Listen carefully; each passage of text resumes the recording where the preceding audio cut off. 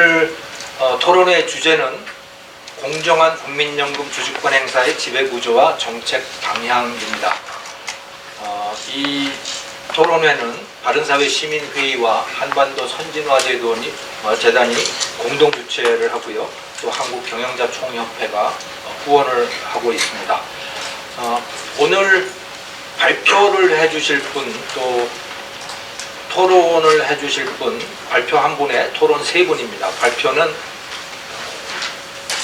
건국대학교 경제통상학과의 김원식 교수님, 또 경영자총협회의 이상철 수석위원님, 또 명지대학교의 조동근 명예교수님, 바른사회 시민회의의 공동대표십니다. 최준선 성균관대학교 법학전문대학원의 명예교수님, 이렇게 한 분의 발표와 세 분의 토론으로 구성이 됩니다. 발표 시간은, 먼저 발표를 하고 토론을 하는데요. 발표 시간은 30분입니다. 그리고 토론자들께서는 각 15분씩 토론에 할애를 해주시면 되겠습니다. 그리고 끝나고 나서 4시에 그래서 발표와 지정 토론이 끝나게 되는데, 그 후로 20분 동안 질의응답 또 종합토론의 시간을 가지도록 하겠습니다. 그럼 먼저 발표를 들을 텐데요. 김원식 교수님은 우리나라의 국민연금 제도에 관련해서 가장 최고의 전문적인 지식을 갖고 있는 교수님이십니다. 김원식 교수님께 큰 박수를 보내주시기 바랍니다.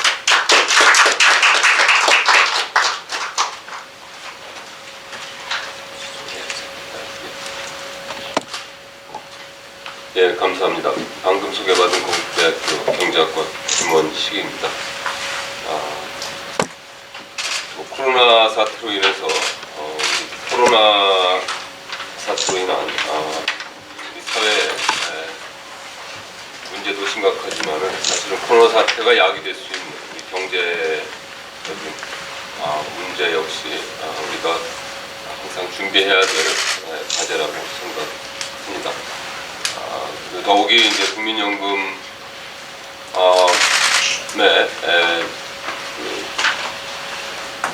여러 가지 문제가 있습니다만, 그 가운데 국민연금이 급격하게 증가하고 있는 국민연금 기금에 관련된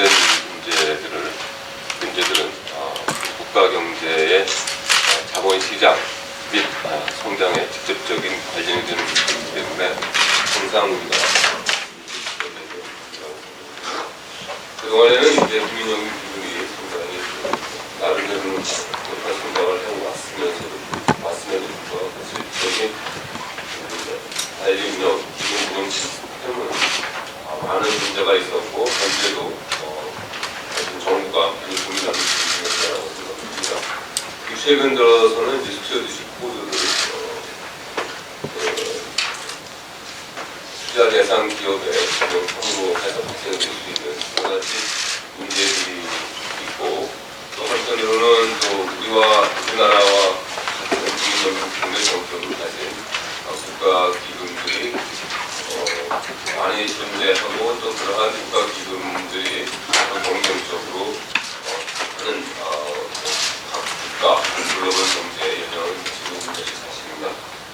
그러한 점에서 오늘 제가 좀 말씀드리고 싶은 것은, 그럼 과연 국민연금 기금이 수익률이라든지 국가사회적 이익을 떠나서 어떻게 운영이 돼야 될 것인가,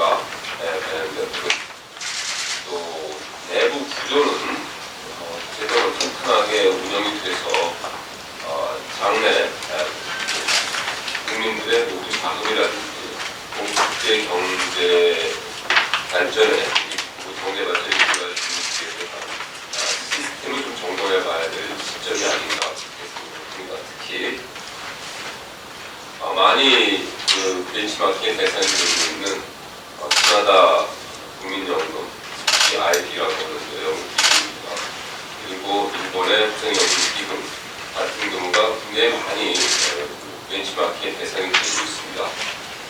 문제는 많은 벤치마킹을 하면서 많은 사례들을 그러한 그 나라들의 국가 연금에 의존하고 있습니다.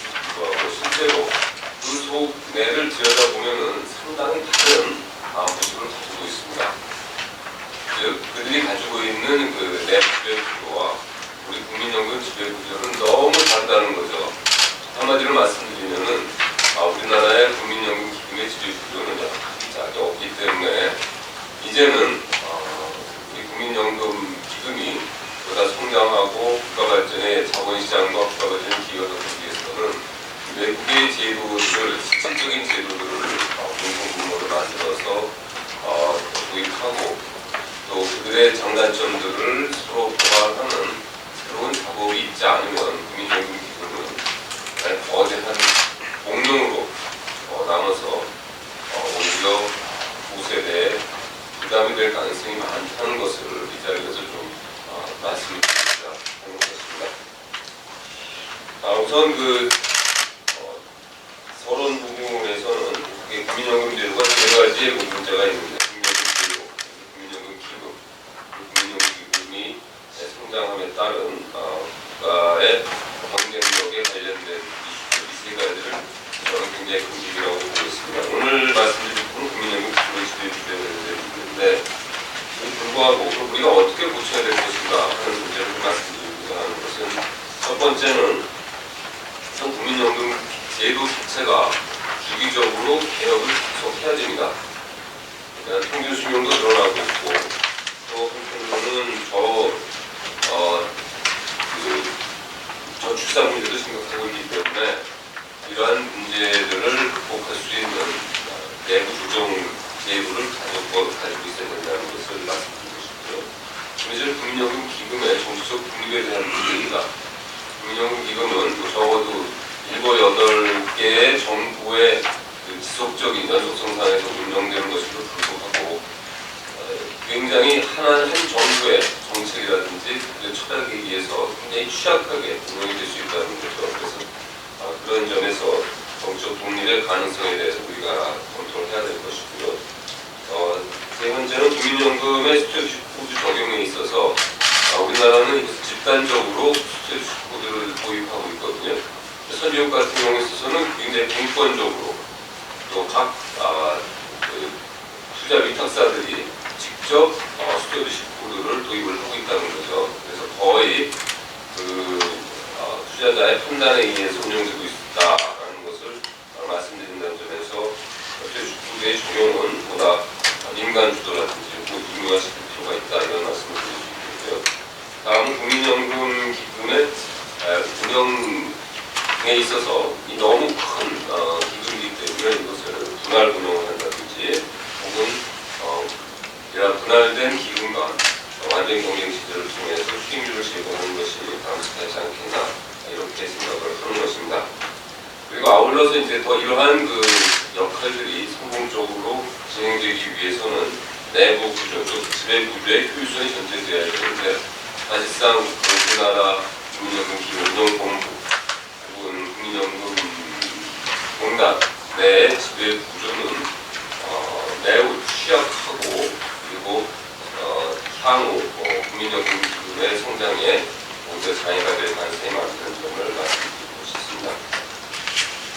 현재 우리나라 국민연금 기금의 지배 구조를 간단히 좀 말씀을 드리면 지배 구조의 특성을 말씀드리면 국민연금 기금의 위상과 국가 경제의 정리입니다.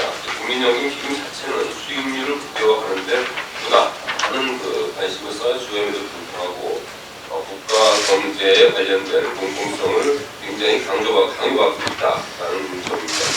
서로 상충되는 정책 목표가 그에 따라서 운영되고 있다는 것이고요. 국민연금 기금의 운용 책임과 관련에 관련된 문제로서 보건복지부 장관이 책임을 지고 있습니다만 사실은 이러한 책임은 형식적인 수준에만 보고 있고 실질적으로 권한도 없고 책임도 질 수 없는 그러한 시스템입니다. 그래서 이러한 책임과 권한을 강화해야 된다. 또 하나의 문제는 국민연금 기금운용부의 지배 구조의 위기라고 보고 있는데 굉장히 과도기적인 입장이기 때문에요. CIO도 잦은, 본부장도 잦은 교체가 이루어지고 있고 또 역할 정립에 있어서 제도 안정에 그다지 기여하지 못하고 있다. 또 한편으로는 기금 운용의 책임성이라든지 혹은 관료적 위기 대응 능력도 매우 부족하다 이렇게 말씀드릴 수 있겠습니다. 최근 들어서 코로나 사태로 인해서 나타난 수익률 결과를 보면 국내 주식에 있어서는 최근입니다. 6월 말 현재 마이너스 7.75%인데 해외 주식 같은 경우에 있어서는 마이너스 2.95%거든요. 이러한 격차가 벌어지고 있다면은 사실 상당 부분의 국민연금 기금을 오히려 해외 투자를 하는 것이 수익률 제고를 위해서 바람직한 것이 아니냐라는 아주 심플한 단순한 결론에도 이르게 된다는 점을 말씀드릴 수 있겠습니다. 그리고 실질적으로 국민연금 기금이 하나의 금융기구거든요. 금융기구로서의 투명성을 갖추고 있느냐? 그렇지 않다는 거죠. 그래서 이게 또 국민들의 그 노후 자금을 모은 것이라면 오히려 금융기금보다 더 깨끗하고 투명한 모습을 보여줘야 되는데 실제로 우리 국민들이 이해하고 있는 국민연금 기금의 운영 상태는 매우 알기 힘들다. 일종의 블랙박스의 형태가 아닌가 그렇게 말씀드릴 수 있겠습니다.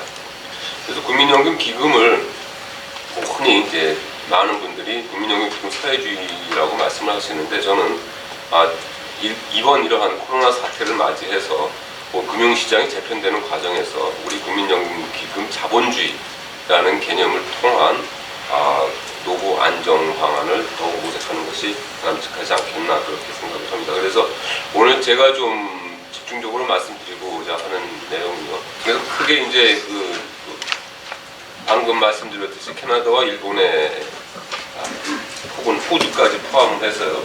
우리나라가 가장 벤치마킹 하기에 유익한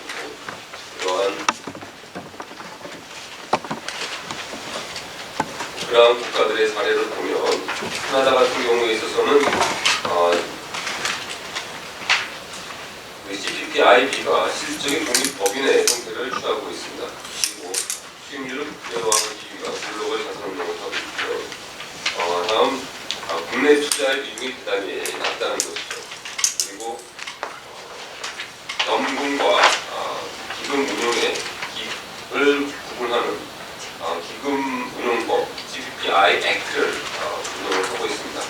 저 자신도 현재 국민연금 기금에 있어서는 국민연금 기금법이 만들어져야 되는 것이 아닌가 생각합니다. 일본국 연의 경우도 마찬가지로 기금 운용을 위한 별도의 법이 만들어져 있고 정치적 중립이 이루어져 있습니다. 그리고 호주 같은 경우에 있어서는 주가에너지 정권이라는 것은 우리나라의 퇴직연금과 국민연금의 인간적 정권을 가지고 있습니다. 그래서 오히려 우리나라 같은 경우에 있어서는 국민연금이 일종의 슈퍼애니메이션 펀드의 역할을 슈퍼애니메이션 펀드가 국민연금의 역할을 하고 있는데 이 나라의 경우에 있어서도 기금의 운영은 매우 분권적으로 이루어지고 있고 또 한편으로는 기금 간 서로 경쟁하는 경쟁 체제를 유지하고 있습니다. 그래서 앞으로 이 내용에 관련해서 보다 중점적으로 설명을 드리면서 결론을 내보자 합니다. 우리나라 국민연금 4차 재정계산에 따르면 우리나라 적립기금이 2040년에 이제 최고조에 오르는데 1,778조 원입니다. 저한테 약간 750조 원이 되니까 현재 기금 상태가 앞으로 1,000조 원이 더 형성되는 엄청난 거대 기금이 될 가능성이 굉장히 많습니다. 현재 우리나라 예산이 거의 13조 원이니까요. 실제로 국민연금 기금은 우리나라 정부의 예산보다 훨씬 더 큰 기금이기 때문에 보다 이에 대한 법률적 책임, 보호 운영의 책임을 거부한다는 점에서 국민연금 기금법의 도입은 필요성과 의뢰가 되는 것이 아닌가 그렇게 생각을 하고 있습니다. 그리고 이제 하반부에 연금 재정의 약화 원인에 대해서 말씀드렸는데 사실 약화 원인의 가장 큰 원인은 제도개혁의 지연입니다. 현재 이 순간에도 국민연금의 부채는 계속 늘어나고 있습니다. 왜 그런 거 아니에요? 수익비가 1.8 정도 되기 때문에 적어도 국민들이 내는 돈만큼의 2배, 그러니까 내는 돈만큼의 그만큼의 부채가 계속 지금도 쌓이고 있다는 것입니다. 그래서 국민연금의 조기 개혁 혹은 주기적 개혁은 반드시 필요하다 이렇게 보고 있는 것이고요. 그 다음에 이제 우리가 이미 다 아는 출산율의 저하라든지 기회부대 수명의 상승 같은 요인들이 국민연금 재정 정책에 영향을 주지 않겠나 그렇게 생각이 듭니다.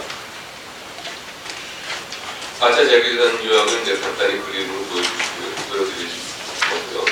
기금 주식투자 추이에 있어서 국민연금 다음 페이지 보겠습니다만은 국내 주식의 약 17% 정도 지금 투자되고 있고 앞으로 이 비율은 국민연금 기금의 성장에 따라서 지속적으로 더 비중이 커지는 것이 아닌가 그렇게 생각을 하고 있습니다. 또 다른 이슈는 이제 주식 투자에 있어서 약 한 반 정도는 외국의 위탁 운영을 하고 있고요. 따라서 오늘 뭐 다른 토론자께서도 말씀하시겠습니다. 위탁 운영의 문제에 대해서 우리가 좀 더 투명하고 또 좀 더 이들의 책임을 강화하는 시스템을 만들어줘야 되는 것이 아닌가 생각을 합니다. 이런 경우에 있어서는 선진국에서도 다 같은 경험을 가지고 있습니다. 수익률의 자산별 성과 수익률에 있어서는 약 한 5%의 수익률을 가지고 있는 것이 나타나고 있고요. 물론 이제 퇴직연금이라든지 개인연금에 비하면 상당히 높은 수준입니다만은 사실은 가장 각국 기회의 집중력을 가지고 많은 노력을 가지고 자산을 운영하고 있는 다른 나라의 기금 운영에 비해서는 상당히 낮은 수준이 아닌가 그렇게 생각합니다.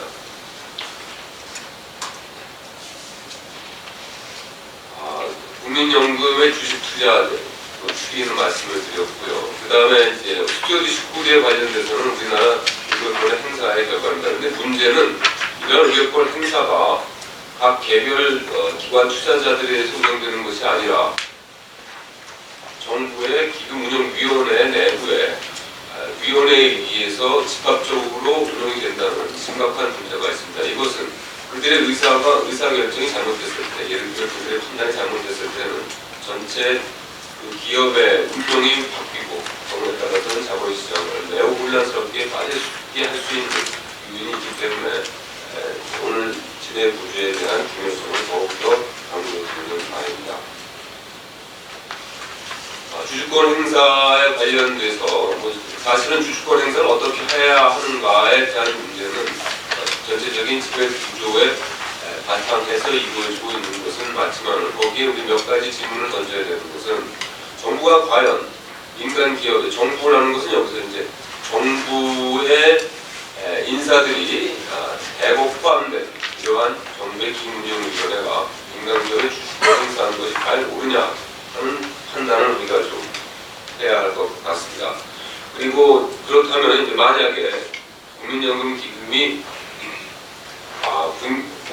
하나의 주주로서 주인으로의 자격으로 기업에 대해서 주주권을 행사하는 것을 합리화시키는 것이 문제일 수도 있겠습니다만은 한편으로 보면은 일반적으로 직접적인 주주권을 행사해서 시장에 영향을 미치는 것보다는 오히려 중립적인 룰로서 월스트리트 기업과 좀 한 발짝 떨어져 있는 혹은 각 투자자들이 주주권을 행사할 수 있는 여유를 주는 것이 바람직하지 않겠나 생각을 합니다.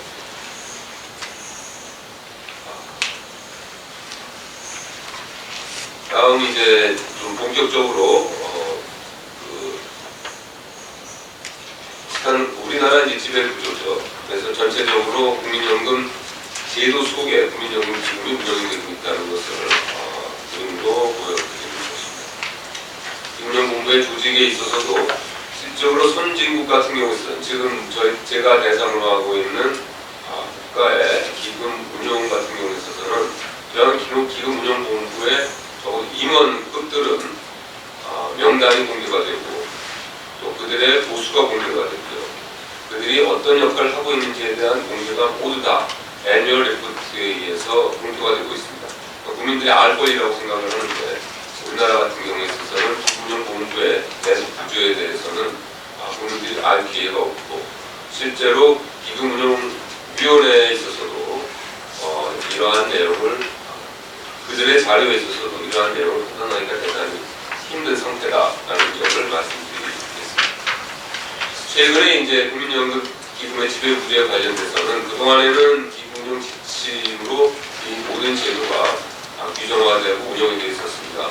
그런데 최근 들어서 이제 이를 좀 업그레이드 시켜서 국민연금 시행령으로서 이를 규정하고 있는데 사실 이러한 시행령으로서도 국민연금기금의 투명한 지배구조, 또 공정한 지배구조를 형성하는 것이 것에 한계가 있다는 점을 다시 한번 말씀을 드리고요.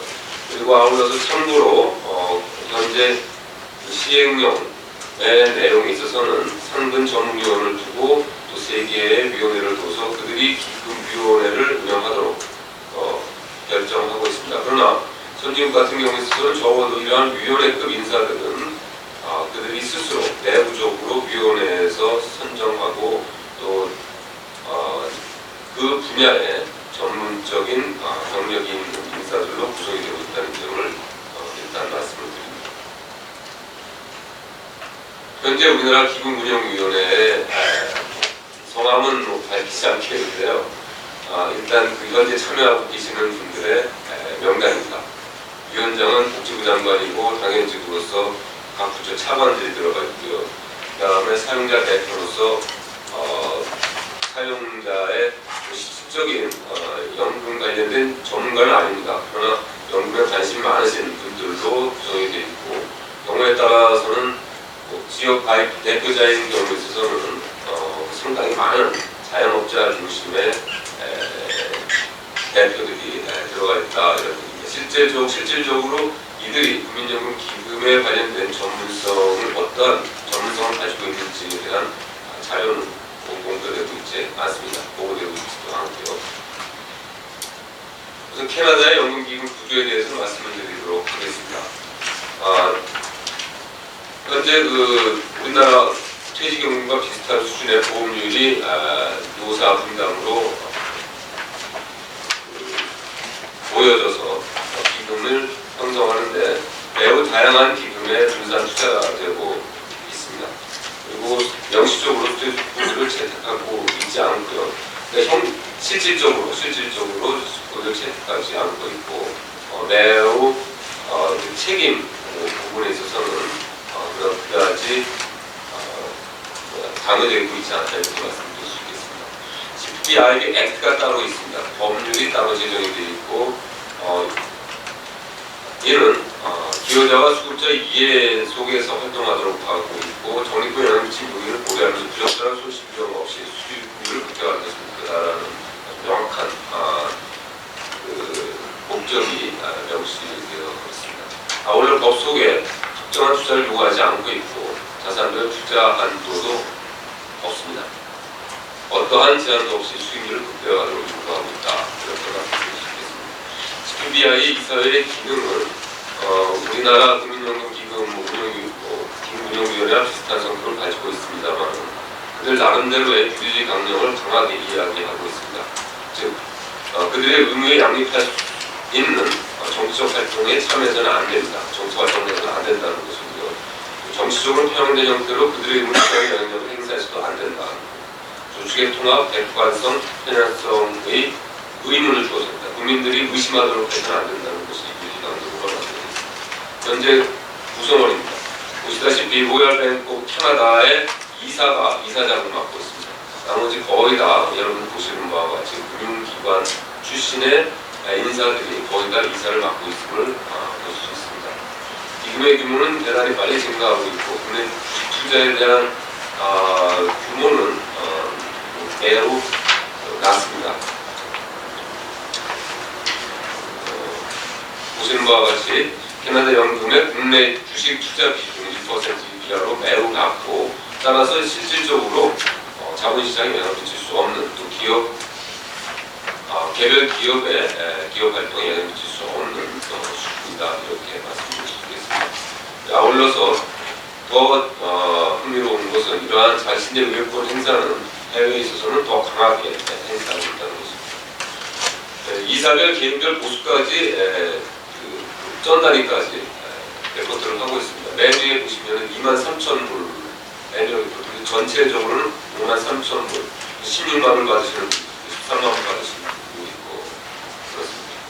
즉 이사라고 해서 다 똑같이 받는 것이 아니라 그들의 능력에 따라서 평가된 보수가 결정이 된다 이렇게 말씀드릴 수 있고 이것은 또한 연간 보고서에 명확히 공개되어 있습니다. 매년 공개되고 있습니다. 기사의 경력표로서 그들이 무엇을 할 수 있는지조차도 다 공개되어 있습니다. 입사의 개인별 회의 참석 숫자 다 공개되고 있습니다. 매년 공개되고 있습니다. 일본의 경우를 간단히 말씀드리도록 하겠습니다. 후생연금의 기금 조정 방식은 부분적으로 정부가 부담하는 부분들이 있습니다. 기초연금 2분의 1을 부담하고 있고 거의 모든 연금 기금, 공적 연금을 한데 모아서 운영을 하고 있고 주식에 대한 기본 포트폴리오 25%의 플러스 마이너스 그러니까 약간 25%를 투자를 하는 것을 원칙을 하고 있다. 가이드라인으로 제시를 하고 있습니다. 그러나 명시적으로 수도식구도 채택하지 않고 있고요. 오히려 프록시 보호팀, 중립적 투자를 통해서 유연하게 투자를 하고 있습니다. 연금 적립금 관리 운용 법인 행정 법인법 굉장히 복잡하죠. 이게 기운요법입니다. 그래서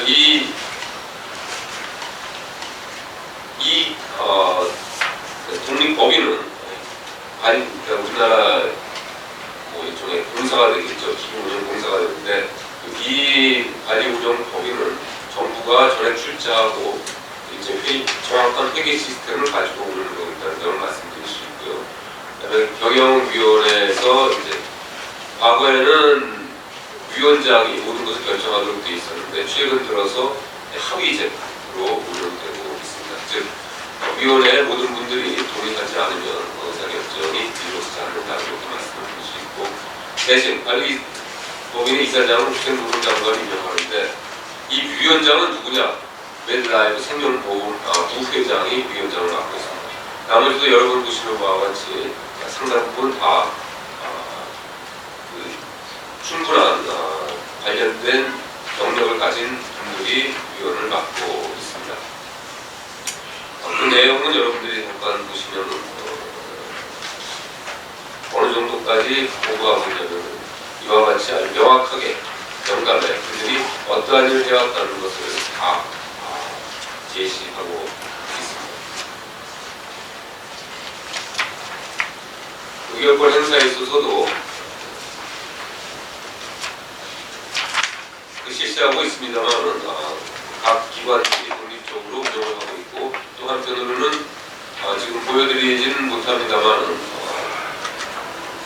위탁 운용사의 명단, 위탁 운용사가 위탁 운용사들이 어느 정도의 기금 운영하고 있는지 또 그들의 벤치마킹이 얼마인지를 영감의 애뉴얼 리포트에 모두 보고를 하고 있습니다. 따라서 우리들이 원하면 그들이 위탁 운영사들이 어느 정도의 성과를 내고 있고 그들이 어느 정도의 기여를 하고 있는지를 충분히 알 수가 있고요. 또 더 나아가서는 그들에게 지불되는 수수료까지도 다 보고되고 있습니다.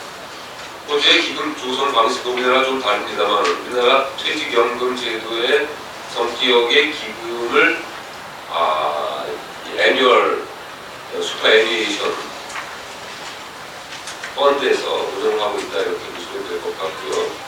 어울러서 이 조직은 자기들이 스스로 슈퍼애니에이션 제도를 뭐라 그럴까요? 조정하고 스스로 형성해가는 자율적인 기구입니다. 그리고 여기에는 역시 정부 기구가 정부 인사가 전혀 참여하지 않고 있다 이렇게 말씀드릴 수 있겠습니다. 현재 이사장입니다. 마찬가지로 여기에 있어서도 전혀 정부 인사가 관여하지 않고 있다는 점을 여러분들이 보실 수 있을 것입니다. 시간이 없는 관계로 되게 이사회 참석표 역시 보고되고 있고 이사회 보수 역시 보고되고 있습니다. 예를 들면 맨 위에 보시면은 이사장이 99,000 유로를 받고 있다는 점을 볼 수 있습니다. 알겠습니다. 결론을 이제 간단히 말씀드리면요. 현재와 같은 국민연금 지배 구조로서는 국민연금 기금의 조기의 목적을 달성하는 것이 불가능하다 이렇게 생각합니다. 따라서 국민연금 기금법이 조기에 도입되지 않으면 안 된다 이렇게 생각을 하고 있고 이러한 가래는 캐나다 그리고든지 어떤 다른 나라에서 볼 수 있는 정확한 현상이다 말씀드렸습니다. 전문가 중심의 기금운용위원회가 구성이 되어야 되겠습니다. 정부 인사는 대세되고요. 전문가들이 글로벌 펀드를 운영할 수 있는 수준의 능력을 가진 분들이 참여를 해줘야 된다. 이렇게 말씀을 드리고 싶습니다. 주주권 행사의 위탁 변호사를 주주권 행사는 위탁 변호사가 직접 행사해야 합니다. 국민연금이 물론 자문사를 통해서 주주권 행사를 하고 있지만 그것이 실질적으로 어떤 입증 혹은 영향을 입증하는 데 많은 한계가 있습니다. 따라서 저의 세컨드 베스트의 형태를 띌 수밖에 없다는 거고요. 그런 점에서 주주권 행사는 위탁 변호사들이 독자적으로 하고 국민연금 기금에 대해서는 레포트하는 수준의 조치가 있어야 된다고 봅니다. 또 한편으로는 자본시장의 영향력을 억제해야 합니다. 현재 우리나라 국민연금 기금은 10% 이상 되는 기금도 있고 상당히 많은 많은 기금이 주요 대기업에 특히 대기업의 주주로서의 상당히 많은 영향력을 행사하고 있습니다. 따라서 기업당 보유 지분을 상한을 설정해서 일본 같은 경우는 5%를 하고 있습니다만 이에 대한 단계 설정이 필요합니다. 또 하나는 기금운용기관의 투명성을 제고하기 위해서 애뉴얼 레포트에 일종의 위원장 혹은 임원의 보수라든지 혹은 회의침을 회수라든지 등등 이러한 부분들에 대해서 적어도 그 내용을 법제화해서 공표하고 하는 것이 필요하지 않을까 생각합니다. 또 아울러서 위탁투자사의 명단이라든지 위탁투자사의 지배구조 그들이 과연 투자주식을 정확히 지키고 있는지에 대한 판단 또한 그들의 위탁 기본 규모, 위탁투자사의 지분 수수료 등은 국민들이 언제든지 확인할 수 있도록 모색되어야 한다. 그러지 않으면 국민연금은 같이 국민들을 위한 기금이 아니라 정권을 위한 혹은 일부 영향력 있는 사람들의 블랙박스가 될 가능성이 있습니다. 감사합니다. 네, 아주 좋은 발표를 해주셨습니다. 우리나라 국민연금 기금 지배구조와 그리고 캐나다, 일본, 호주의 국민연금 지배구조를 잘 비교를 해주셨고요. 특히 이 세 외국의 지배구조에 있어서 국민연금들이 운영 임원들의 경력과 또 보수, 또 의결권 행사의 실적까지 다 공개를 한다라고 하는 것이 아주 인상적이었습니다. 우리나라도 곧 빨리 그렇게 됐으면 좋겠네요. 자, 이번에는 지정 토론자로서 한국경영자총협회 이상철 위원께 마이크를 넘겨드리겠습니다. 이상철 위원님은 기업의 현실에 대해서 굉장히 많은 경험을 갖고 계시고 또 많은 지식을 갖고 계십니다. 15분 부탁드립니다. 예, 경총회 이상철입니다. 사실은 뭐 15분 정도 주셨는데 15분까지 뭐 할 얘기가 있을지 모르겠어요. 여기 하시다 보고 있어요. 뭐 사회를 보시는 김용훈 교수님도 그렇고 뭐 조동훈 교수님, 그리고 최준성 교수님 오랜 기간 동안 뭐 저희가 자문도 받고 뭐 얘기도 많이 듣고 특히 그 김원식 교수님은 사회를 발전해 주신 김원식 교수님은 제가 안지가 한 10년이 넘은 것 같은데요. 그래서 뭘 주장하시는지 어떤 생각을 하시는지 뭐 굉장히 잘 알고 있는데 올 발제 들은 내용 이 내용에 보면은 상당히 뭐 정리도 잘 해주시고 있지만 저희가 생각하는 거하고 크게 다르지가 않습니다. 그래서 제가 만약에 뭐 참여연대 토론회나 이런 데 갔으면 뭐 또 입에 거품을 물고 반대를 하고 막 이랬겠지만 보는 시각 자체가 비슷한 하다라는 거죠. 그래서 뭐 크게 발제물에 대해서 뭐가 잘못됐다라고 논평할 만한 거는 없습니다. 다만 이제 문제점을 저희가 생각하는 문제점을 정확히 짚어 주신 것 같고 또 뭐 제가 또 말씀하시는 게 김원식 교수님이 말씀하시는 거를 다시 중언부언하는 이런 경우가 될지도 모르겠습니다만 어쨌든 뭐 저희도 나름대로 생각하는 문제점들을 말씀을 드리겠습니다. 그리고 저는 아까 김원식 교수님이 뭐 그 국민연금 기금운용위원회의 문제점을 말씀하시면서 위원들이 전문성이 없고 뭐 이렇게 말씀하셨는데 제가 좀 참여하고 있습니다. 전문성 없는 사람 중에 참여하는 사람 중에 한 명이고요. 그래서 그런 경험들을 바탕으로 해서 조금 말씀을 드리겠습니다. 잘 아시겠지만 국민연금 기금 운영의 가장 본질은 국민들의 노후 보장 자금이라는 거죠. 그러니까 그 국민들로부터 십시일반으로 거둔 이 돈을 나중에 국민들이 나이가 들어서 소득이 없어졌을 때 그 국민들한테 안정적으로 돈을 냈던 이 국민들한테 안정적으로 돌려주는 그러니까 노후의 최후의 노후소득의 최후의 보루라고 할 수 있는 게 국민연금이라는 거죠. 그러니까 다시 말해서 지금 현재 젊었을 때 일하면서 보험료를 내지만 나중에 나이가 들어서 받을 때까지 돈을 안정적으로 또 좀 수익도 내주면서 안정적으로 보장을 해주는 게 가장 큰 목적이라는 겁니다. 근데 최근에 국민연금 기금 운용의 이런 모양을 보면 이런 목적보다는 어떻게 하면 이걸 가지고 정부나 뭐 정치권에서 생각하는 것들을 좀 하고자 하는 노후 보장이 아니고 그래서 뭐 기업의 지배 구조를 개편한다든가 이 돈을 가지고 또 공공사업에 좀 투자를 한다든가 공공사업에 투자를 해서 수익이 많이 나가지고 많이 돌려줄 수 있으면 상관없습니다. 근데 무주택자한테 주택을 주고 그러니까 굉장히 취지는 좋은 내용이지만 그런 내용들의 수익률이나 이런 것들을 보면은 형편이 없다라는 거죠. 그러니까 그런 사업 자체를 하는 걸 뭐라고 하는 게 아니고 국민연금으로서 그런 사업들을 할 수 있는 거는 바람직하지가 않다라는 겁니다. 그러니까 항상 그런 취지. 그러니까 그 국민연금의 본질적 목적 외에 이런 것들은 굉장히 부수적인 것들이거든요. 그러니까 노후보장 자금을 안정적으로 보장하는데 곁다리로 뭐 가능하면은 뭐 공공자금에 투자하면 투자해서 수익이 나면 좋은 거고 뭐 이런 식으로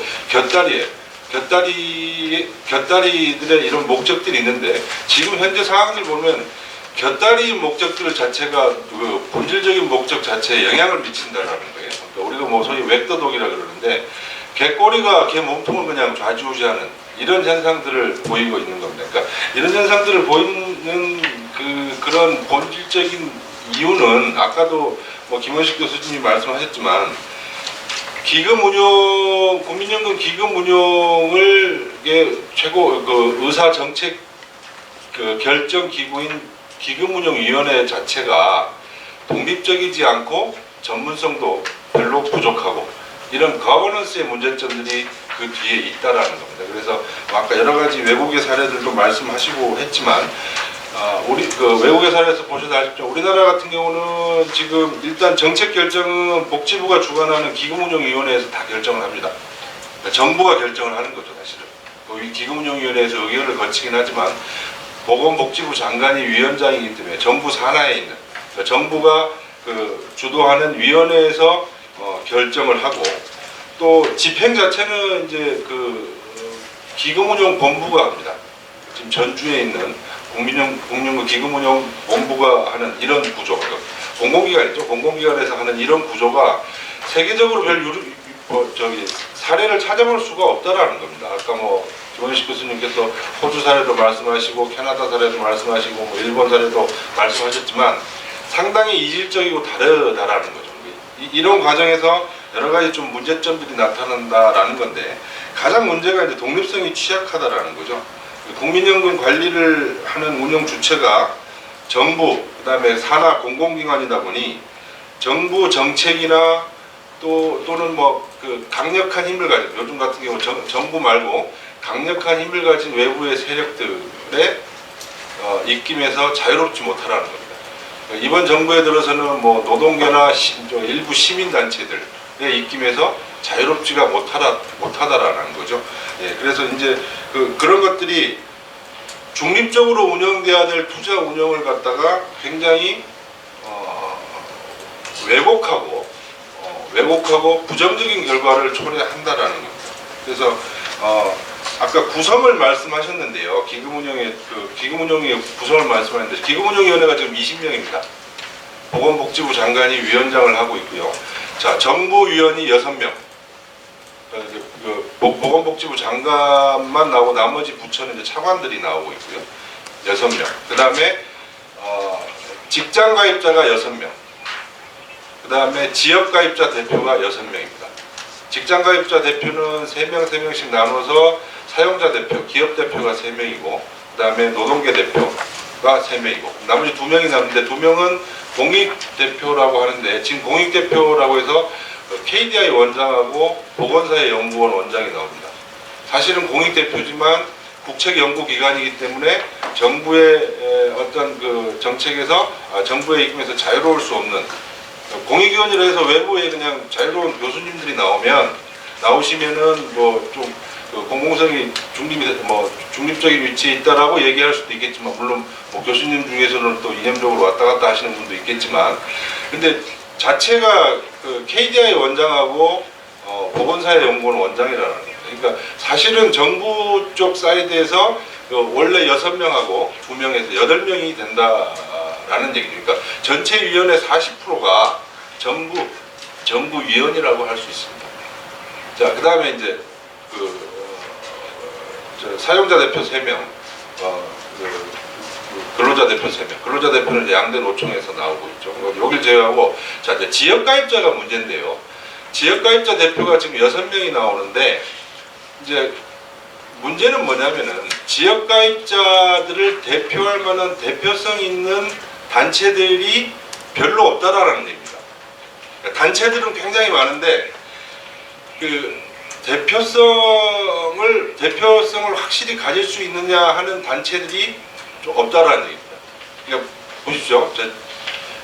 직장 대표라고 하면 아까 보신 대로 이제 그 사용자 단체라고 일컫는 이제 경총, 대한상공회의소, 중소기업 대표하는 중소기업중앙회 이런 식으로 대표성이 명확하고 그다음에 근로자 대표도 뭐 양대 노총이니까 한국노총과 민주노총이 나온다라는 얘기죠. 근데 지역가입자 대표들은 자 지역에 있는 이 자영업자들을 누가 대표할 것인가? 지금 뭐 외식업 중앙회나 뭐 이런 데들이 나오고 있어요. 소비자 시민 모임.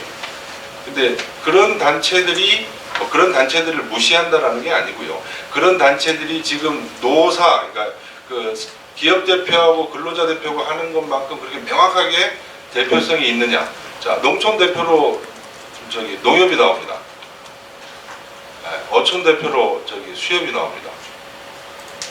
물론 뭐 없으니까 그렇게 했겠지만 그러니까 대표성 자체가 명확할 수 있느냐라는 거죠.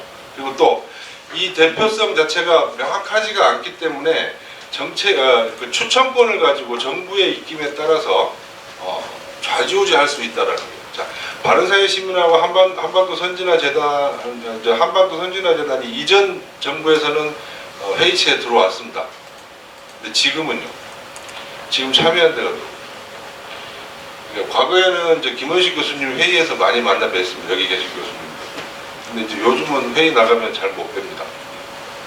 그러니까 이런 식으로 그러니까 마음 먹기에 따라서는 회의 구성 자체도 만들 수 있다라는 거죠. 그러니까 입김에 따른 입맛대로 그러니까 이런 것들이 문제로 되고 있어요. 실제 지금도 가면은 회의 시작하기 전에 뭐 안건이 나오면 아주 민감한 안건이 나오면 이미 한쪽으로 기울었다라는 생각을 하고 회의를 할 때가 많아요. 그러니까 그런 문제들이 뭐 우리 편이 아니어서 그렇다라는 얘기 아니고 구조 자체가 그렇기 때문에 그런 위험성이 항상 있다라는 겁니다. 자, 그리고 말이 나온 김에 자 사용자 대표하고 근로자 대표가 이렇게 있는데 또 사용자 대표, 근로자 대표, 지역가입자 대표가 있는데 실제 지금 국민연금에서 부담을 하는 비율을 보면요. 직장에서 9를 부담을 합니다. 지역에서 1을 부담을 합니다. 뭐 돈 가지고 하는 건 아니지만 그럼에도 불구하고 지금 동수로 구성이 되어 있습니다. 이런 문제들. 그러니까 6명 돼 있다는 얘기죠. 그러니까 뭐 반드시 이 돈 낸 만큼 이렇게 구성이 딱 맞아떨어져 9명, 1명 이런 식으로 구성할 필요는 없겠습니다만은 이런 것 자체도 좀 반영이 되어야 되는 거 아니냐. 그리고 어차피 국민연금 기금 가지고 하는 것들 중에 주주권이나 이런 부분들은 기업들하고 굉장히 관련이 많다라는 문제죠. 많은데 부담도 많이 하고 관련성도 굉장히 큼에도 불구하고 그냥 원오브 댐입니다. 그 중에 하나 일부 딱 들어가 있는 이런 구조 자체로는 기업의 입장이나 실질적으로 이해 당사자의 입장들이 잘 반영되지 못하는 구조다라는 그런 말씀을 좀 드릴 수 있을 것 같고요. 세계연기금 기금 운영 원칙하고 특징은 워낙 많은 사례들을 김원식 교수님이 말씀하셔서 저는 말씀을 안 드리겠지만 어쨌든 그 세계연기금의 그 주요 원칙을 보면 수익성하고 안정성을 추구하고 끊임없이 가버넌스 자체를 독립성하고 전문성을 갖추기 위해서 계속 노력을 하고 있다는 겁니다. 근데 지금 우리나라 국민연금의 기금 운용 케이스를 보면 최근에 상금전문위원회님 이런 식으로 전문성을 좀 확보하기 위해서 바꾸긴 했지만 아직도 많이 미흡하다라는 거죠. 그래서 저희들은 기금 운용 자체는 전문적인 영역이기 때문에 장기적으로는 지금 기금운용위원회 아까 구성 자체를 말씀드렸지만 김원식 교수님께서는 정부위원들은 다 빠져야 된다 그랬는데 저희도 빠져야 됩니다. 장기적으로 굉장히 전문가들로 구성되는 게 맞습니다. 근데 지금은 또 이렇게 말씀을 드리면 정부에서 경총은 빠지고 싶다, 사용자들은 빠지고 싶다, 사용자만 빼는 게 아니고 다 빠져야 됩니다. 예. 그러니까 지금 이제 이익단체라고 얘기하는 이런 단체들은 다 빠지고 전문가들로 구성되는 게 맞습니다. 다만 이제 각 지역가입자 대표니 직장가입자 대표들은 기금 운영에 관해서 뭔가 얘기를 하기보다는 또 제도적인 장치를 가지고 회의하는 것들이 많이 있습니다. 국민연금 심의위원회부터 해서 또는 이제 국민연금공단 이사회니 이런 데 멤버로 들어가서 제도를 가지고 논하는 게 맞고 기금 운영 자체는 워낙 전문적인 영역이고 또 전문성이 굉장히 중요한 부분이기 때문에 장기적으로 여기에서는 이 단체들은 빠지고 아까 해외 사례에서 본 것처럼 전문가들로 구성하는 게 맞다.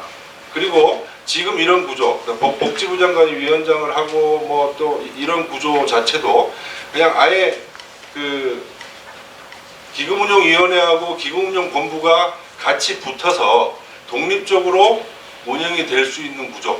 그러니까 아예 그냥 외부에서 입김이 들어갈 수 있는 부분들을 다 차단시키는 게 바람직하다라는 거죠. 그리고 아까 또 주주권 자체는 지금 아주 그냥 3월 정기총회 할 때만 되면 미치겠습니다. 아주 기업들 회원사들에서 난리를 쳐가지고 국민연금에서 모든 안건에 대해서 다 이렇게 의사결정을 하고 그 문제가 되면 전부 다 이사 선임하는데 반대를 하고 이렇게 해서 그래서 국민연금도요. 사실은 국민연금은 국민의 그 돈을 받아서 하는 거기 때문에 대리권 그 직접적인 자기들 돈 가지고 하는 건 아니다라는 거죠. 그래서 기업들 어떻게 보면 기업들 돈 받아가지고 그 돈 가지고 기업들을 다시 압박하는 수단으로 돌아오는 겁니다. 주주권이. 그래서 주주권 자체는 시장의 경영 개입을 최소화하고 굉장히 아주 한정적인 케이스에서만 행사하는 게 바람직한 거 아닌가라는 그런 생각이 들고요. 아까 이제 김원식께서 위임 말씀하셨는데 지금 우리나라 위임 구조, 그러니까 지금 그 국민연금 기금운용본부에서 이 기금 규모가 너무 크다 보니까 전체를 다 하지 못하고 그 상당 부분을 좀 위임을 주고 있거든요. 위탁을 주고 있는데 그냥 위탁을 주는 것 자체가 지금 구조는 어떠냐면은 가이드를 줍니다. 시키는 대로 딱 하라고 해서 시키는 대로 안 하면 나중에 이제 그 1년 계약 기간 끝나고 나서 갱신할 때 말 안 듣는 사람들은 안 해줍니다. 의결권이나 주주권도 위탁받은 기관에서 마음대로 행사할 수가 없습니다. 이게 무슨 위탁입니까? 진정한 의미의 위탁이 아니라는 거죠. 위탁을 주려면 확실히 맡기고 관리 자체만 기금운용본부에서 하는 게 맞다. 그래서 위탁 구조 자체도 좀 바꾸고 그래서 위탁 구조 자체에서 이렇게 위탁 마음대로 하도록 주면은 문제가 발생한다라고 하지만 일본의 사례를 보면요. 일본이 상당 부분 위탁을 주고 있는데 아무 문제가 없습니다. 잘 돌아가고 있습니다.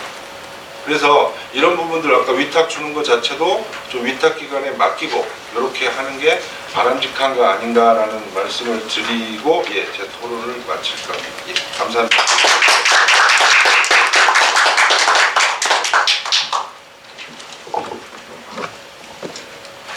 이상철 의원님 실제 운영위원을 하시고 계시는 입장에서 그 경험에서 우러나오는 좋은 말씀을 해주셨습니다.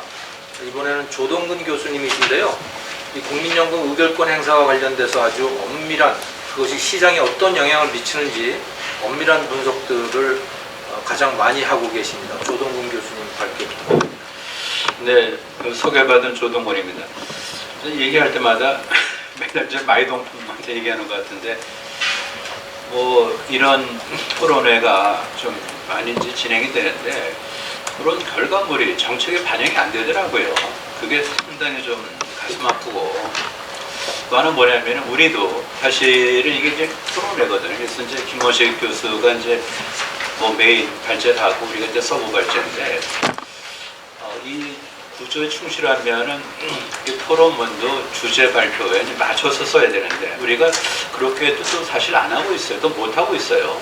또 뭐냐면은 게을러서도 있지만은 한편으로는 이제 이 큰 주제에서 좀 이렇게 다양한 그러니까 이제 큰 방향으로는 이제 같지만은 그 안에서 조금씩 이렇게 좀 이런저런 각도에서 다른 어떤 이제 강조점을 얘기를 해서 국민을 설득하고 그 다음에 정책 당국을 설득하는 것이 맞다라고 해서 그렇게 좀 반영이 된 것 같습니다. 그래서 이제 앞에 여기 이제 기본적으로 이제 발제는 이제 국제비교인데 저는 이제 국제비교에 대해서 뭐 특별히 이제 첨언할 건 없고요. 우리나라의 현실로 돌아와서 좀 차근히 좀 들여다보겠습니다. 그리고 또 제가 좀 요새 반성을 하는 오늘 그래서 약간 그거를 좀 반영을 했는데 이제 구조가 너무 어떤 포마팅에 이렇게 딱 논문식으로 되다 보면은 이 취재를 하는 기자분들이 되게 힘들어할 것 같아요.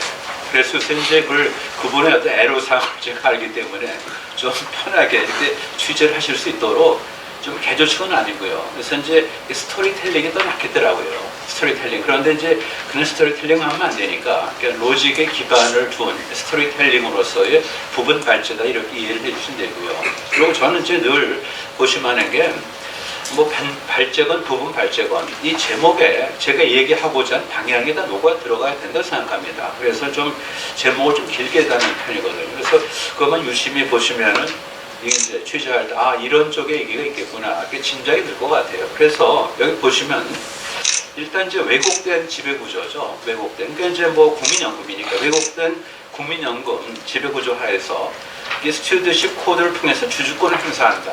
그러면 그거는 당연히 뭡니까? 연금 사회주의를 가는 지름길이죠. 근데 그렇게는 말을 못 하잖아요, 사실은.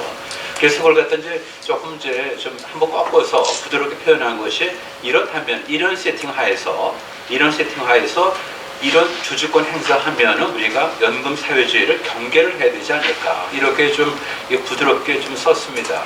그 다음 또 하나 제가 개인적으로 이런 생각을 해봐요. 보면요. 아무래도 다 지나보셨지만은 이제 우리 그 기금운용위원회 20명의 그 인적 구성을 보세요. 이게 사실 뭡니까? 참 볼 때마다 보면 참 이거는 거의 좀 봉숭아학당 수준이라고 보면요. 차라리 어떤 뭐 미국까지 말이죠. 미국에 보면은 뭐 예전에 뭐 월가에 있는 사람들이 막 그 관료로 막 들어오잖아요. 우리도 최사도 보면은 금융위원회라든지 아니면은 이제 이런 국민연금 운영에 관련된 어떤 CIO는 사실 여유돼서 바로 들어와야 돼요. 그렇지 않습니까? 그래야 사실은 전문성을 갖다 발휘하고 독립성이 좀 지켜지는 거예요. 우리는 맨날 얘기할 때마다 독립성, 그 다음에 뭐 전문성 얘기하는데 늘 구두선에 구두선, 말 따로, 말 거기까지만. 그 다음에 여기 지금 아까 말한 대로 우리 그 20명의 말이죠. 기금운영위원회, 뭐 위원장이 있고, 그 다음에 당연직으로 있고, 장관들 말이죠. 그 다음에 뭐 지역가입사. 거기서 무슨 도대체 독립성과 무슨 전문성이 나옵니까? 한번 생각해 보세요. 그렇지 않습니까? 지역 가입자 대표도 도대체 무슨 거기에 전문성과 지역성, 전문성과 독립성이 나오냐 그러니까 이런 거를 보지도 않고 그리고 그냥 필요하면은 스튜어디십 코드 같은 뭔지도 몰라 어디서 나오는지 그냥 편하니까 그냥 완장 차고 말이죠. 내가 할 테니까 따라와 이렇게 되는 거예요. 그래서 좀 제가 좀 체계적으로 여기서 끝나지 않고 좀 많은 어떤 그 매스컴에서 제가 뭐 쓴 요거 뭐 잘 쓴 건 아니지만 좀 많이 좀 이걸 좀 픽업을 해주시면 진짜 고맙겠습니다. 네, 그래서 이게 국민들한테 이게 확산이 돼야 되지. 그냥 어떤 아카데믹 서클에서만 잠깐 나오다 또 잊어먹고 기억력이 뭐 한계가 있으니까 또 같은 얘기를 반복하고 또 무시되고 이거는 아니다 거죠 보면. 그래서 이제 1번부터 9번까지 이제 소제목을 딱딱 적었어요.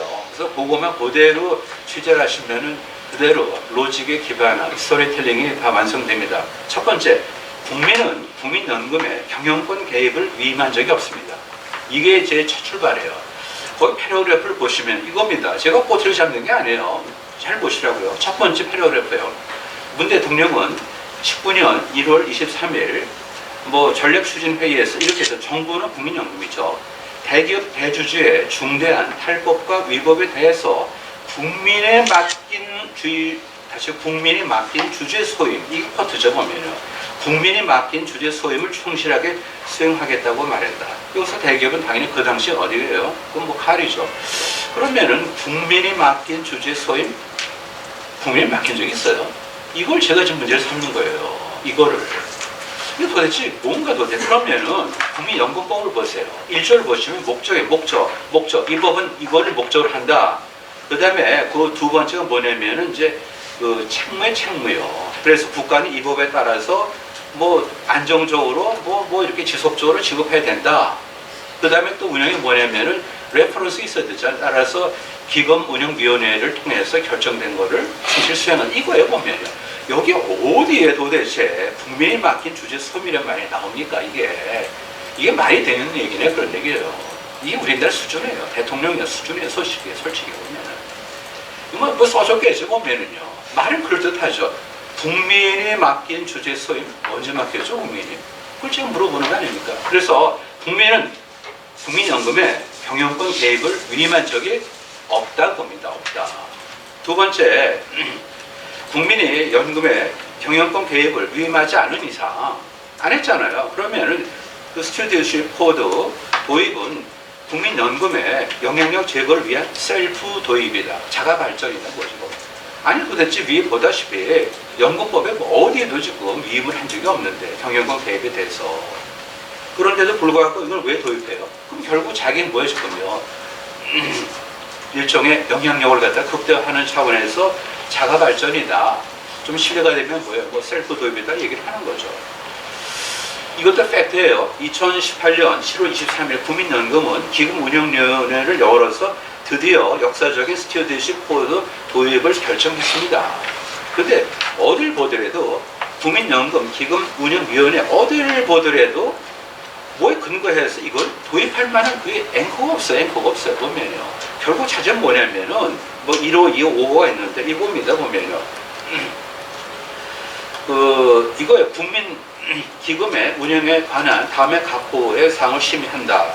뭐 하는 건데 1호안에서 정하고 있는 5호 거기 보면은 특별하게 없어요. 1호가 뭐냐면 기금 운영 지침에 관한 사항, 3호가 기금 운영 계획에 관한 사항 이런 정도에 보면요. 뭐 이런 걸 갖고 무슨 도대체 말이죠. 여기에 근거해서 했겠냐 그런 얘기죠.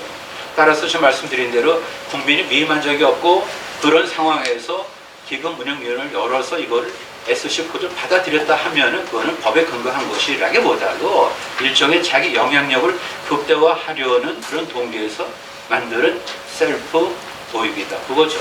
그것이 이제 두 번째 주장이고요. 세 번째, 이거 좀 잘 좀 짚어보자고요. 이 SC 코드 원래는요 공직연기금류에서 설계된 게 아니에요. 이걸 제가 작년에 이제 조그맣게 책을 갖다 뭐 만들면서 공부를 했는데 최준성 교수한테도 많이 배웠죠 제가. 거기 보면 이거는요 일종의 영국에서 다 하시잖아요. 2010년도 자기 반성문. 우리가 보니까 2008년에 글로벌 금융위기 있었죠. 그 다음에 영국에서 그걸 당했어. 보니까 왜 당했지? 결국은 기업이 오너 없이 그냥 뭐 무주공산으로 해서 그냥 경영진한테 맡겼고 그 다음에 기관 투자가도 사실은 주주인데 손 놓고 있었다. 따라서 기관 투자가가 뭔가 그거 좀 잘못한 게 아닌가. 자기 반성. 그러다 보니까 그러면 기관 투자가 뭐를 해야 되지? 그렇게 해서 뭔가 자율 선제적인 어떤 협약을 맺고 이거를 교육을 갖다 이거를 명문으로 한 것이 SC 코드예요 지금. 그렇기 때문에 이거는 무슨 뭐 정부한테 이걸 갖다 뭐 헌납하고 증정해 드리는 게 아니고 글로벌 금융 위기를 막지 못한 어떤 그런 참참한 그런 실책에 대해서 반성문을 쓴 결과에서 나온 거를 그걸 도대체 뭔지도 모르고 날 위해서 만들어 착각하고 말이죠. 이거는 아니다 이겁니다. 그래서 보면은 이제 두 줄로 이제 요거를 좀 정리를 하면은 영국에서 SC 코드 도입은 결코 공적 연기금을 1차 대상으로 삼은 게 아닙니다. 그렇다고 연기금 이걸 하지 말려는 아니지만요. 1차 대상이 아니에요 지금. 우리나라 정치권은 SC 코드 도입을 갖다가 공적 연기금의 행동 규율을 오인하고 있다 겁니다. 그다음 네 번째. SC 도입으로 연금 사회주의 우려가 현실화되고 있어요. 점차. 뭐 아시겠지만 이제 표일이 있는데 기본 아이디어는 뭐냐면은 하여튼 가장 큰 손이에요. 가장 큰 손. 그래갖고 뭐 하여튼 뭐 그 소위 10% 이상 지분을 가진 그런 기업에 2019년도에 뭐 98개나 되니 도대체 큰 손이에요. 큰 손.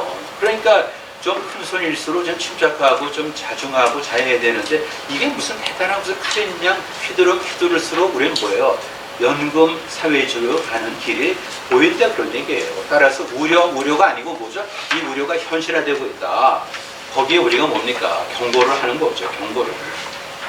그 다음에 다섯 번째 이제 말씀드리는데 국민연금의 지배구조 기울어진 운동장이죠. 그래서 의결권 행사는 재벌 개혁의 관치 수단으로 변질될 수 있다. 뭐 변질된다라고는 말을 못하죠. 변질될 수 있습니다. 충분히 가능성이 있는 거죠.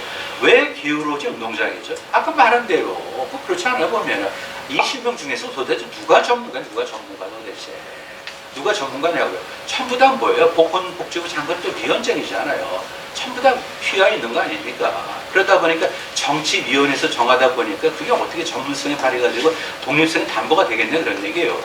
따라서 이미 기울어진 운동장인데 그야말로 아까 금방 보여드렸죠. 지금 가장 큰 손이 됐어요. 그러니까 의결권 행사는 재벌 개혁의 관치 수단으로 변질될 수가 있다고 그러죠. 네. 그 다음에 여섯 번째 이겁니다. 국민연금의 보유한 주식은 갑 속에 든 칼 이어야 되는 게 그러니까 함부로 꺼내지 말라 그런 얘기죠. 갑 속에 들은 것만 봐도 우리가 좀 서슬 펄해요. 가만히 있어요. 그런데 이걸 갖다 왜 들었다 놨다 막 왜 그래 도대체. 갑 속에 든 칼 이어야 된다 그거죠. 제발 공적 연기금에 집사 참칭하지 마세요. 그거에 보면요. 그거는 뭐냐면은 국민 노후 자금의 정치 금고화와 다를 바 없다. 정치 금고화 아니죠. 정치 금고화와 다를 바 없다. 저도 빠져나가야 될 거 아니에요. 그렇죠. 그렇게 뭐 그렇게 할 필요 없죠. 빠져나가야죠. 한 패러그래프 볼게요. 거기 이제 좌파 경제학자들의 일관된 반재벌 정책 뿌리 이게 바로 뭐냐면 고객 돈으로 재벌 체질을 공고했다는 거 아닙니까? 김상조 이후에 얼마나 많은 사람들이 똑같은 권영준 씨이다 마찬가지죠 보면요. 예? 고객 돈으로 재벌 체질을 공고했다. 이게 뭐예요? 고객 돈의 재벌 사금고화라는 어떤 악마의 단어로 코이닝이 됐잖아요. 그렇죠.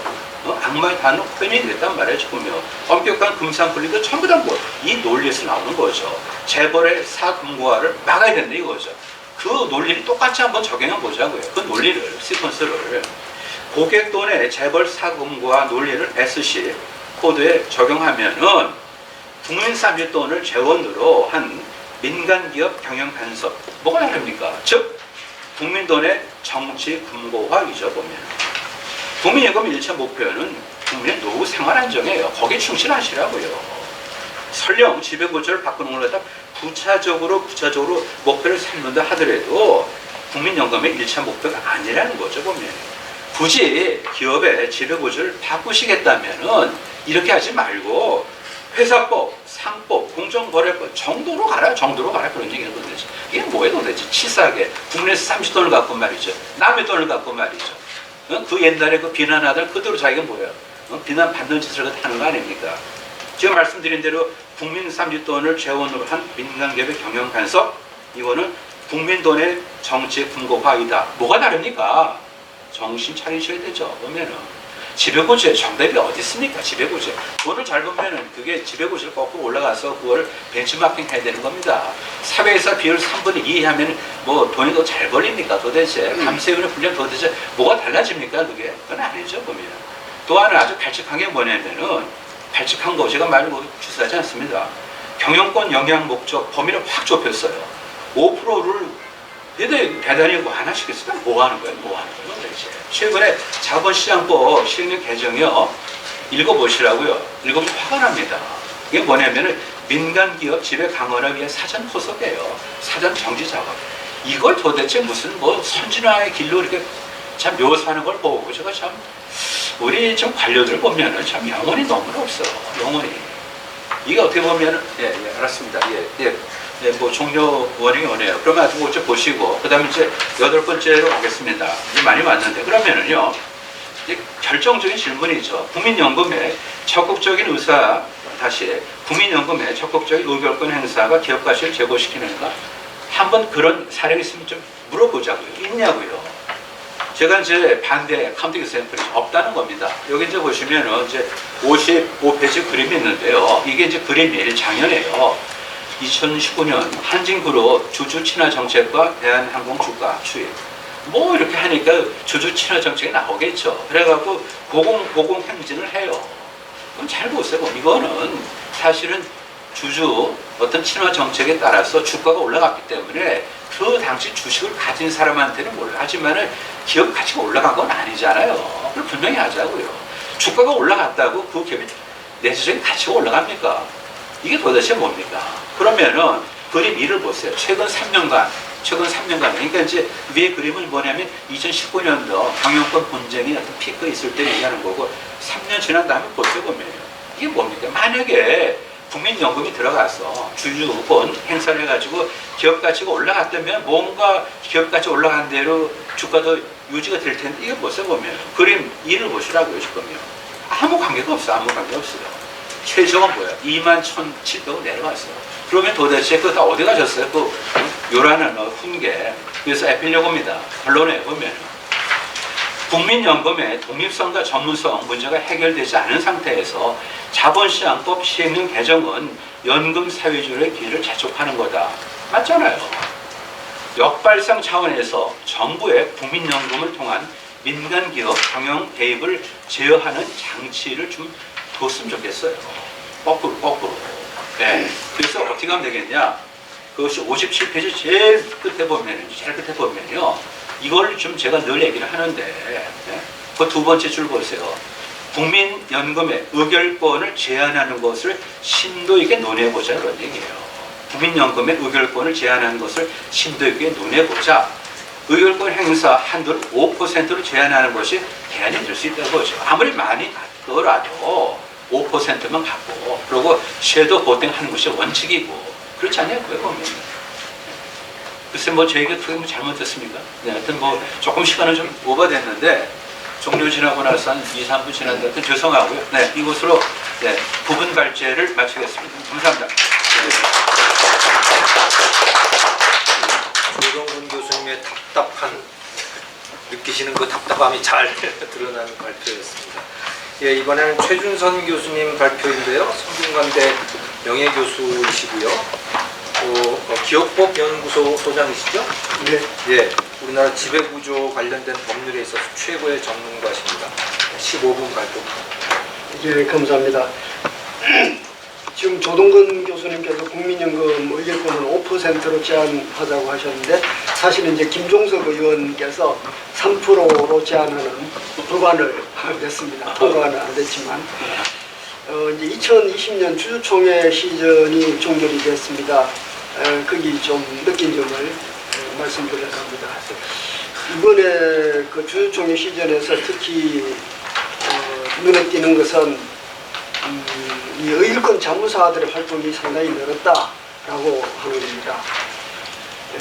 그래서 의결권 자무사는 우리나라에 뭐 한 6개 지금 활동하고 있는데 ISS라고 International Shareholder Services라고 하는 회사입니다. 국제적인 회사이고요. 그다음에 이제 글래스 루이스하고 서스틴 베스트, 좋은 지배구조연구소, 대신경제연구소, 한국기업지배구조원 이렇게 하고 있습니다. 우리 이제 국민연금도 이쪽에 상당히 의존을 하고 있는데 특히 이제 ESG 평가 같은 것은 서스틴 베스트 것을 갖다 쓰는 것 같고 또 의결권 행사는 한국지배구조원에서 만든 것을 만들어 제공하는 리포트를 보고 상당히 그 리포트에 의존해서 의결권 결정을 하는 것 같습니다. 물론 이제 그걸 기준으로 하되 또 의결권 전문위원회가 있기 때문에 국민연금 내부의 의결권 전문위원회의 결의를 거쳐서 하지만은 어떻든 크게 참고를 하고 있습니다. 그러면 이들 회사들은 대개 어떻게 하고 있느냐 하면 대개 한 건당 10만 원 정도 아니면은 우리나라 상장기업 2,200개 전체에 대한 의안 분석은 한 1억이나 2억 정도 주고 사오는 것 같아요. 그래서 지금 요 우리 6개의 의결권 자문사들은 리포트를 우리나라 상장기업 2,200개의 리포트를 다 내겠죠. 다 내가지고 이걸 통째로 1, 2억에 팔거나 아니면은 뭐 한 건당 10만 원에 팔거나 그런 식으로 하는 게 아닌가 싶습니다. 우리나라의 그 상장회사가 2,200개 정도 되는데 뭐 그 중에서 국민연금이 1,000개 이상을 투자하고 있어요. 그래서 국민연금의 비중이 굉장히 크다라고 할 수 있습니다. 근데 이제 이번에 그 기관 투자가들의 활동, 또 특히 이제 서스틴 베스트와 같은 요 의결권 지배, 의결권 분석 기관들, 말하자면 의결권 자문회사가 되겠습니다.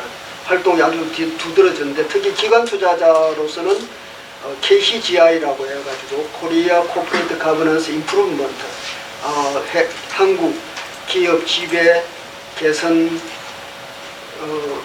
펀드가 되겠죠. 그래서 이 KCGI가 아주 그 한진칼 대한항공 사건에 깊숙이 개입해가지고 많은 역할을 한 것 같습니다. 그런데 그 역할에 대한 평가가 상당히 다양하게 나오고 있습니다. 그래서 제가 그 자료를 붙였는데 68페이지에 보면 국내 의결권 자문 이제 언론 뉴스입니다. 의결권 자문 서점에서 CEO 연임 반대, 신한금융에 이제 신한금융에도 이제 뭔가 의결권을 뭔가 이제 의견을 냈고요.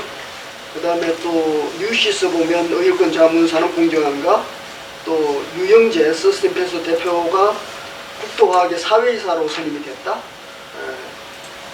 자문사 공정성 독립성 유지가 핵심.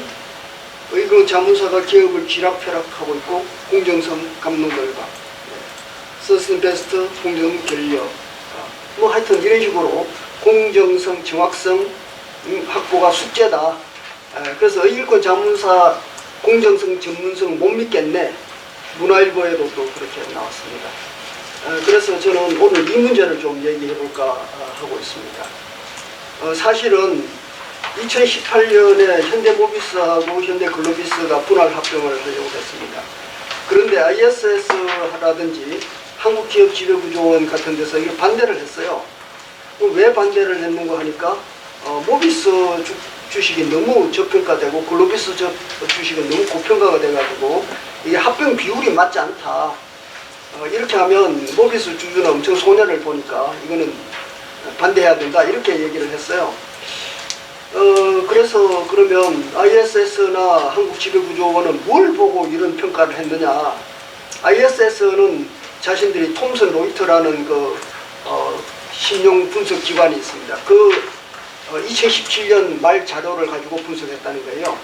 그런데 현대자동차그룹에서 이 평가를 한 것은 2018년 4월 1일자 2018년 1사분기 최신 자료를 가지고 분석을 했습니다.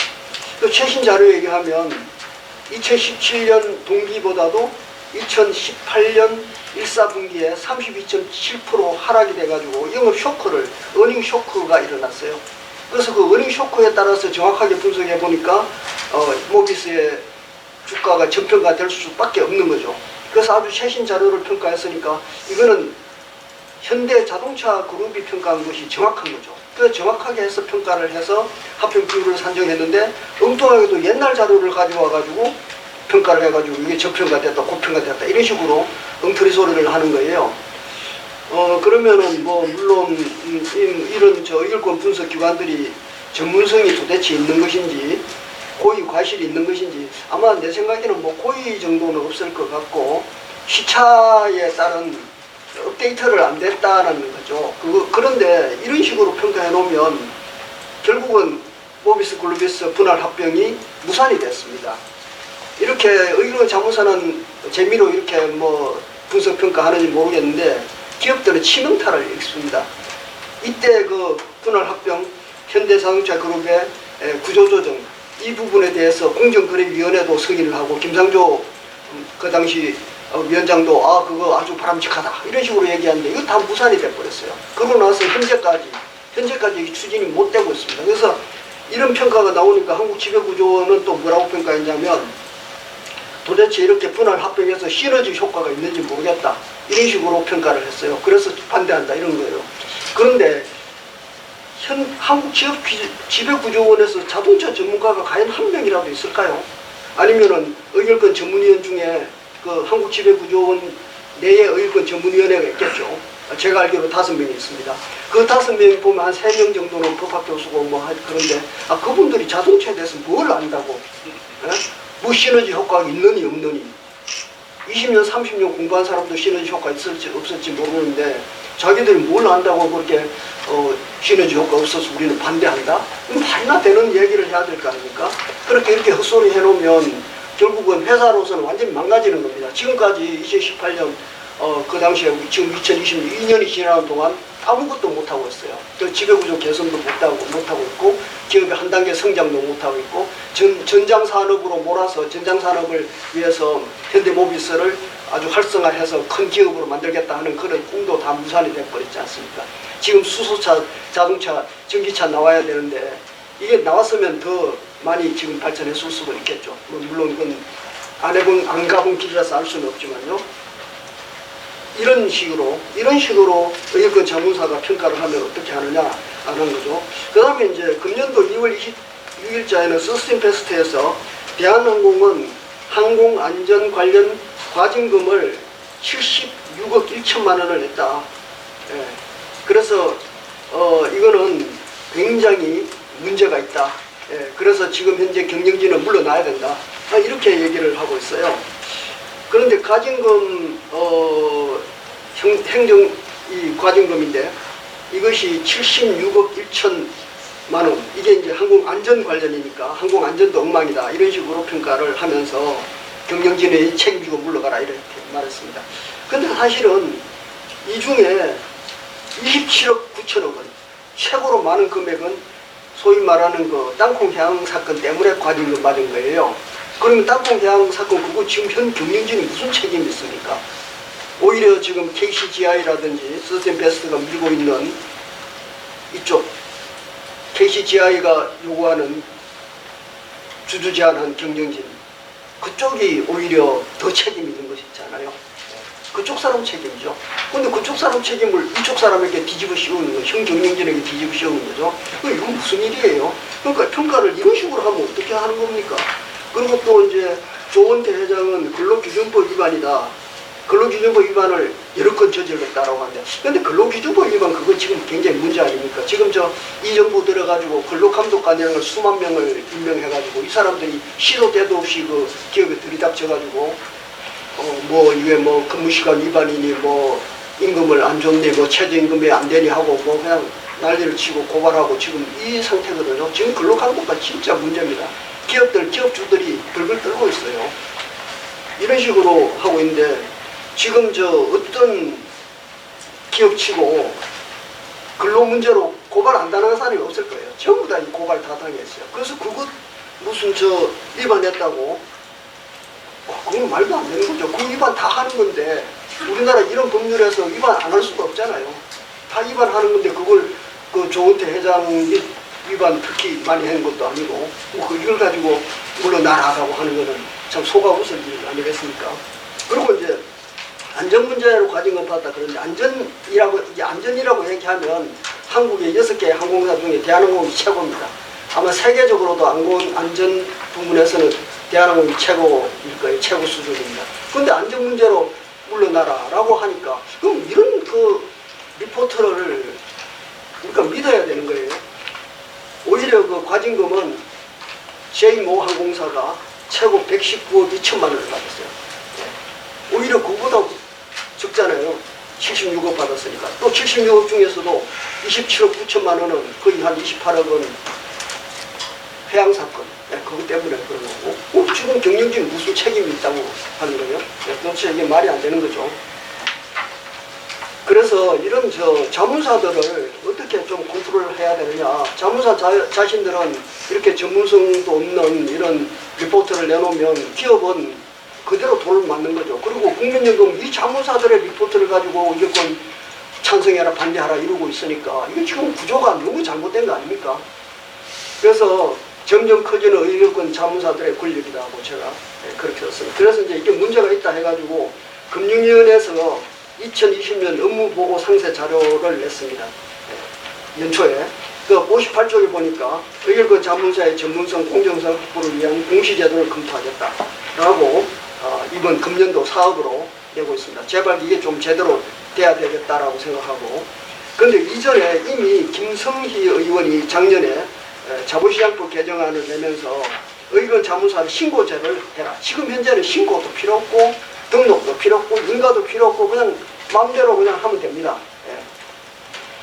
그래서 이거 어느 정도 컨트롤을 해야 되겠다 해갖고 이제 신고제를 도입해야 되고 그 다음에 금융위원회 자료 제출을 요구하고 신고 내용을 공개하고 선관 의무 충실 의무를 도입을 하고 불건전 영업행위를 금지하고 벌칙과 과태료 5년 이하의 징역과 2억 원 이하의 벌금과 5천만 원 이하의 과태료를 부과하는 이런 식으로 법률안을 냈습니다. 물론 통과 안 됐죠. 뭐 우리나라 법률이 하도 통과 잘 안 되니까. 그러면 문제는 뭐냐면 의결권 자문사의 공정성, 이해상충 가능성. 아까 이제 어느 분이 이제 어떤 회사의 사회이사로 들어가고 이런단 말이에요. 의결권 자문사를 운영하는 분이 어느 또 기업에 가서 상장 기업에 가서 구리 가갖고 또 뭐 사회이사를 하고 그러면 팔이 안으로 굳지 이게 되겠습니까? 이런 식으로 뒤죽박죽으로 하면 안 되죠. 그리고 이제 자기들이 주식을 갖고 있다라고 하면서 또 그 회사의 의결권을 자문해야 된다. 이런 거는 안 되는 이게 이해상충 가능성입니다. 그래서 해외에서도 지금 점점 이제 아직은 뚜렷하지 않은데 많은 규제가 일어날 걸로 지금 연구가 되고 있습니다. 그래서 미국 의결권 자문에서 규제도 논의되고 있고 또 뭐 EU에도 논의가 되고 있습니다. 그래서 이제 감독청이 제대로 신고제를 하든 등록제를 하든 제대로 해야 될 거로 저는 생각하고 그 다음 이제 이해상충 문제를 해소해야 되고 영업으로 하지 않는 자문사는 인정을 할 수 있다라고 봅니다. 다만 이제 그런 분들에 대해서는 이제 영업으로 하지 않고 순수한 이제 연구기관 이런 데서 한다면 뭐 그거는 뭐 그렇게 큰 컨트롤이 많이 필요하지 않을 것 같고요. 그 다음에 이제 최소 인력과 자격을 좀 심사를 해야 되겠어요. 아무나 그냥 가가지고 되지도 않는 그 보고서를 해가지고 기업에 돌팔매를 던지면 기업을 죽어버리니까요.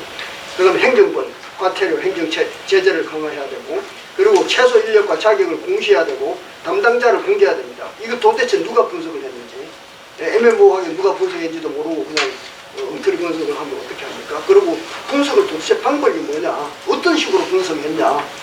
도대체 회사의 자료를 얼마나 갖고 제대로 했나를 봐야 됩니다. 그 내부 통제 기준을 확립해야 되고 특히 민사 책임 제도를 도입해야 됩니다. 이거는 기관에다 엉터리 자문서를 보냈으면 그거는 계약 위반입니다. 기관과 자문사와 간의 계약 위반입니다. 그래서 그 계약 위반에 따른 손해배상, 그 다음에 이제 불법행위 책임도 물었어야 됩니다. 발행인, 즉 회사에 대한 엉터리 자료를 자기들이 만들어서 그걸 가지고 회사에 큰 손해를 끼쳤으면 불법행위 책임을 물어야 된다라고 생각을 합니다. 너무 이제 재밌는 것은 지금 이제 제가 67페이지에 그 결어에다 썼습니다만은 서스틴 베스트가 기업의 투자 등급을 발표했습니다. 신한지주, DB 손해보호는 ESG 최고 등급을 줬어요. 그리고 삼성 바이오로직스, 코롱 생명과학은 최하 등급을 줬습니다. 너무 재미있죠. 지금 주식은 우리 뭐 동학개민과 뭐 이런 사람들이 삼성전자에 투자한 사람들은 전부 손해보고 아니면은 득을 못 봤습니다. 그런데 기관들은 전부 삼성 바이오에 투자했어요. 그래서 60% 지금 이익이 났습니다. 자, 그러면 이 수습된 베스트가 형편없는 지배구조를 갖고 있다는 삼성 바이오에는 이는 오히려 주식은 엄청 60% 올랐고, 이게 뭡니까 그러면? 도대체 이런 회사에 투자하란 말이야 말란 말이야. 그럼 코오롱 생명과학도 마찬가지입니다. 이것도 삼성 바이오는 4,400억 원 이번에 치료제 후보물질 위탁 생산까지 체결했고 주가는 고공행진이고, 코오롱 생명과학도 이번에 코오롱 티슈진의 그 유전자 치료제 인보사 임상 3기 이게 미국에서 임상 3기 다시 시작이 됐습니다. 이 한 치 앞도 못 보면서 무슨 이런 게 투자하지 말라고? 이게 도대체 이게 무슨 말인지 모르겠어요. 감사합니다. 수고하셨습니다. 아주 끝을 강렬하게 맺으셨습니다.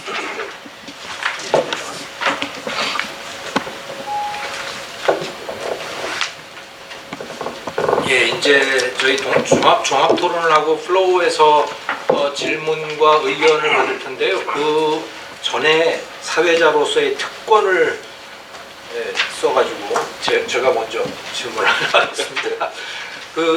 이 캐나다, 일본, 호주의 이 기금 운영위원들의 경력과 보수 뭐 이런 것들을 다 공개한다고 하셨는데요. 굉장히 좋은 제도인 것 같아요. 근데 우리나라는 공개 안 합니다. 네, 없습니다.